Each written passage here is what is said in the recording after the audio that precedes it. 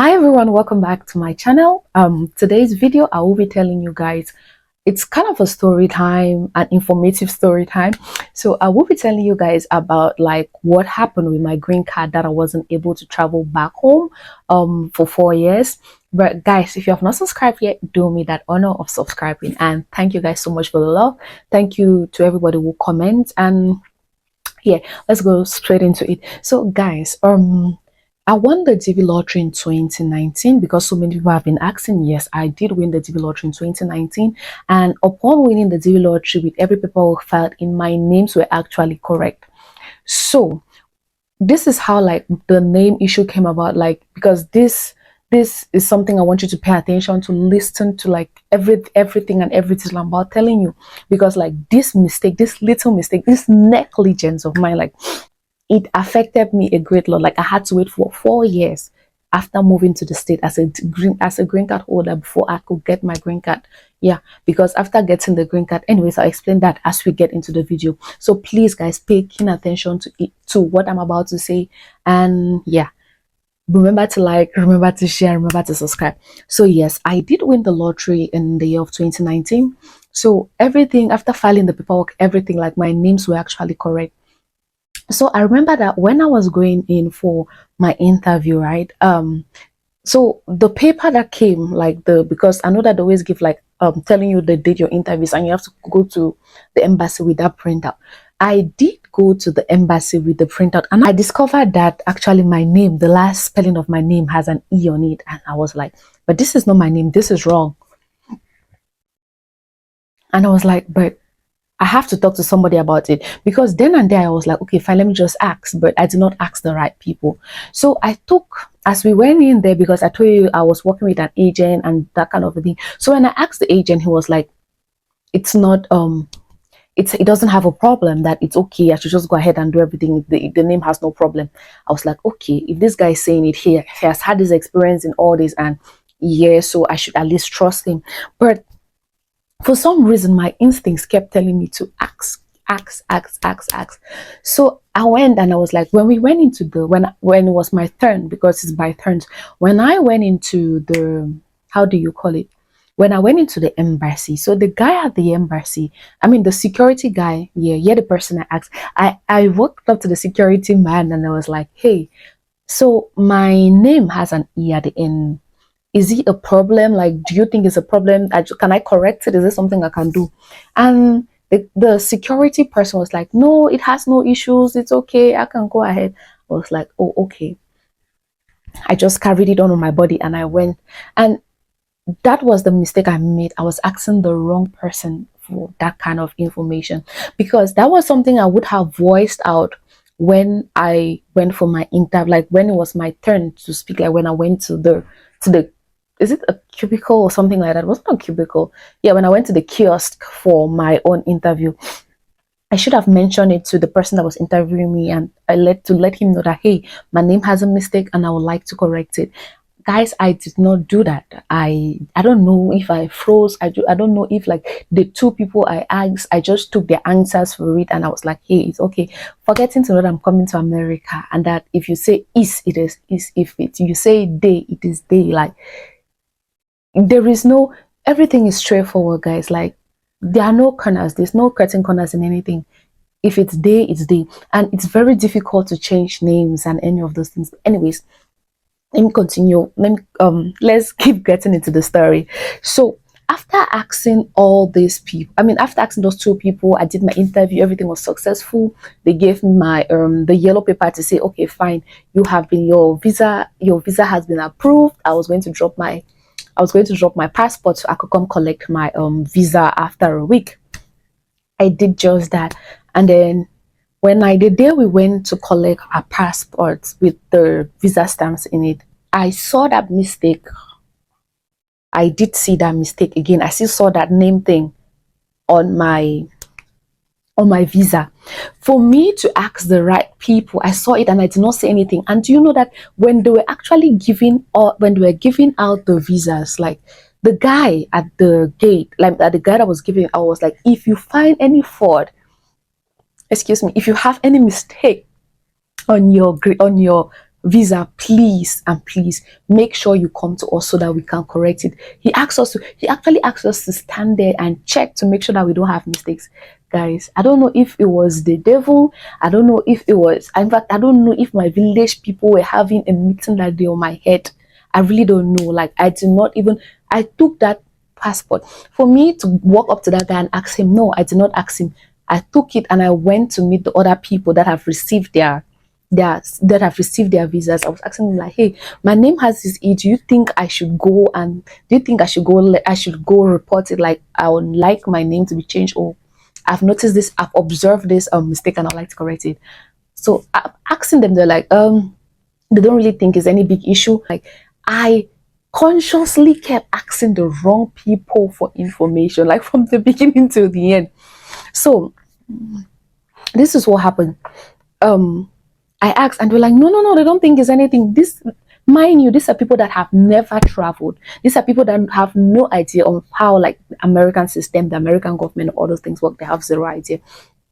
And I was asking them, so how are they supposed to know? Like, there was no way they were going to know. And they're like, no, it's okay. So I took it home and I was like, nah, everything is okay. We are all good. We are all fine. So when I went home, my uncle will ask me to come show him the visa and everything. I showed it to him. He was like, this, no. He asked me, like, do you have any mistake on that visa? I said, no. He's like, come, is this not an E at the end of your name? I'm like, yeah. I'm like, there's no, I asked and they said there was no problem. He was like, are you sure? He asked, like, are you really sure there is no problem with this E at the end of your name? I was like, no. I've asked people and they said, I asked and they said it was okay. Meanwhile, if you could have asked in details, asked, like, which people do you ask? I would have been able to say. But I just said, no, I asked and I asked and they said it was okay. Meanwhile, up to today, I've never told them the people that I asked, because if I would have told them, my mom would have probably, like, she would have, I don't know, but she would have been so mad. But anyways, so I told him that I asked people and they said it was okay. So with that being said and done, everything done, like we packed up everything. I started arranging my things to travel. So I got into the States on the 24th of December 2019. That's late 2019. So when I got to the on my point of, is it my point of entry? Yeah, I think so. The point of entry. So I when I got there, the immigration officer, I was with him there. He was asking me questions. That was another point I would have still told him that, hey, my name has a mistake. Please, when sending my green card, could you please change the name? Could you, like, put my names in the correct format? Guys, I don't know if I was being stupid, if I was being intimidated, if I was feeling intimidated, if I was just being naive. Like, I don't know what was really going on with me that time. So, but I still do not voice those concerns. He finished everything. I gave him the envelope. So he was like, okay, I was on my way. I was happy I was in America. Then, guys, after some time, the first thing how I noticed was, I mean, like, the first problem I had was, okay, fine. When I applied for a job, they asked me to send, like, a copy of my green card. Yeah, they asked for a copy of my green card, a copy of my high school certificate, a copy of what again? Like, yeah, copies of all my other documents. And when they took the copy of my green card and then the copy of all my documents, they put them side by side and they did not match. They were like, there is a problem here. Your names don't match and it's a problem. So that was when it dawned on me that, hey, this was actually a big problem that I neglected. In fact, because it was out of negligence, like, I neglected it. Like, for most times, each time I send out, like, I have to call and then I explain to them that I can check this, check that to make sure that everything is correct. So after I started facing that problem, I had to look for a way to change that, because with that E, that is the way all my documents came. My driver's license has the E, my social security has the E, like almost all my documents have the E, and that E is not on my birth certificate. And with that E on my birth certificate, it is going to cause a problem if I am to file for my mother. Yeah, because, like, it's going to cause a problem if I had to file for anybody, like especially my mom, because on my birth certificate it doesn't have an E. And Yeah, on my birth certificate, it doesn't have an E. And if they want to use my birth certificate, because I have to submit like birth certificate to show that she's my mom, and then I also have she's like my green card. So if they are putting in my birth certificate and my green card and they don't match, it's going to be a problem. Like they'll say this is not this person. So birth, later down the line, I got to realize that there's another way to fix that problem without necessarily sending in my green card for correction, guys. Like they told me that there was a document like back home. Is it a document of individuality? I've forgotten that name of the document, but I'll find out and let you know if something you're interested in doing. I'll find out and I'll let you know. They told me I wasn't supposed to go through all that process. There was a document I could just ask for in Cameroon if I intended to file for my mom to say that, hey, I am still the same person. Like, is it a yeah, I think it's a document of individuality, like to show that I am still the same person filing for my mom. So that wouldn't have I wouldn't have wasted the 4 years I wasted trying to correct it. But once you ask people for this information, like, oh, if you want to file and there's a mistake on your name, or all your documents are going to have an issue, like, oh, they're not going to accept. But if I had known better, or if I had had the information then that I have now, it would have saved me those 4 years that I would have taken to keep waiting. I mean, to wait for the green card to come. So anyways, guys, I hope you pick something from that. And yeah, so after I started facing all those issues, I had to send my green card back to immigration so they could correct like the mistake. So they did correct. I mean, like, so I sent it in, I deposited everything in, and I don't know, like I do not have like any idea on how the mailing system worked. So I sent it on in December of 2020.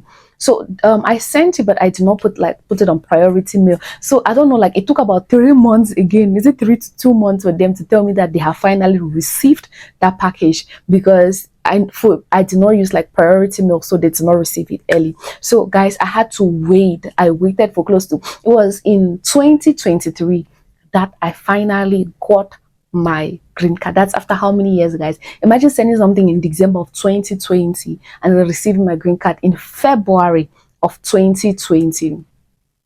In February of 2023, guys, by then I already made up my mind, like I will go get a traveling document, I will go get the traveling stamp. They just put in my passport, because I could not just make 4 years straight in this country without seeing my mom, guys. Like I just had to go. So when I had gotten that stamp and everything, at around the 14th of February last year, that is when I just came back home. I opened the mailbox and I saw that mail. I saw US, like, oh, important priority. I opened it and there was my green card. I was really happy that after a long time, because I had been praying for that. I have been praying for it for a long time, because it was so terrible that I never, like, my entire family is back home. I have not spent for the past years, for the past 4 years, I've not seen them. No Christmas holidays, no New Year, nothing. So guys, I was really excited. But even at that, I already got in the stamps that, hey, if worst comes to worst, right, I am going to use my passport with that stamp and go home, because I'd already booked my ticket. Even without, that's why they say there's something called like grace, and you're working with what is the word, working with faith, guys. Like I was working with faith, because I was like, I'm fed up with this. I don't know when the green card is ever going to come, but I am going home. I don't care what happens. So I was just working with faith, and I'm guessing like the Lord was just guiding my steps, and was like, you know what, don't stress it, like I'm going to do it for you. And yeah, he did it. So yes, guys, in my other video, like the next video you'll be seeing, will be some of my clips, or yeah, of my surprise visit back home, because apparently I did not tell my mom was coming.